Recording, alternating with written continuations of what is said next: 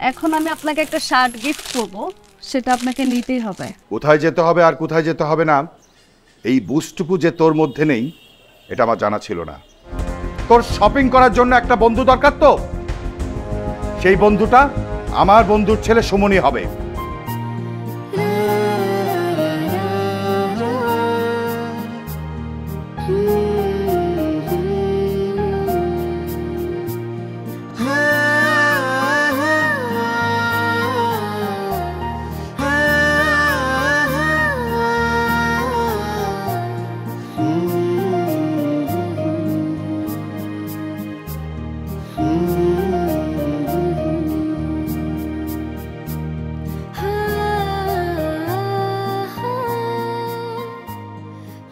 অনেকক্ষণ ধরে তো না না বলছেন।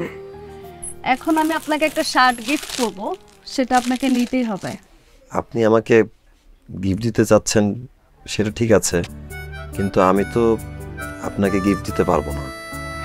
আমার তো কোনো গিফটের প্রয়োজনই নেই। আপনি ভাইবাতে চান্স পেলে আমার সবথেকে ভালো গিফটটা পাওয়া হয়ে যাবে। আর আপনি যেহেতু ভাইবাতে যাবেন, আই থিঙ্ক আপনাকে হোয়াইটটাতে বেশি ভালো লাগবে, তাই না? ও, আপনাকে একটা কথা বলার ছিল। জি বলেন। না থাক, এখন না বলি। যে কথাটা বলার জন্য 1.5 বছর যাবত অপেক্ষা করেছি, সেটা পরেই বলি।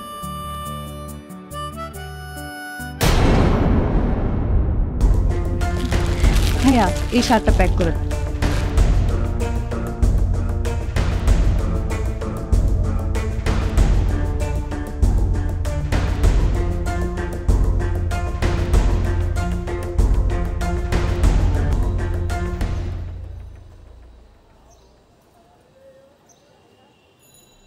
বাবা, কিছু বলবা?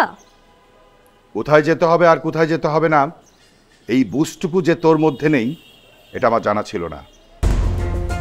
তুমি কি বলতেছো? আমি তো কোনো কিছু বুঝতেছি না বাবা।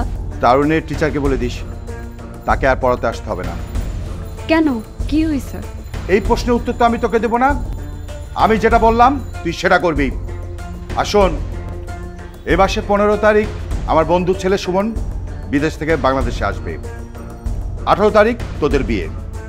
বাবা, তুমি এসব কি বলতেছো? আমি আমার বন্ধুর সাথে কমিটেড ছিলাম। মানে কি এসব? এত মানে করতে হবে না।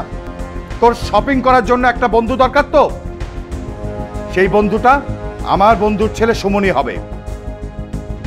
আর শোন, তোদের 2 বোনকে আমি কিন্তু অনেক আদর যত্ন করে মানুষ করেছি, লেখাপড়া শিখিয়েছি। ছোটবেলায় তোদের মা মারা গেছে। আমি তোদের বাবা, আমি তোদের মা। আমার কথার অবাধ্য হলে তুই তোর বাবাকে হারাবি।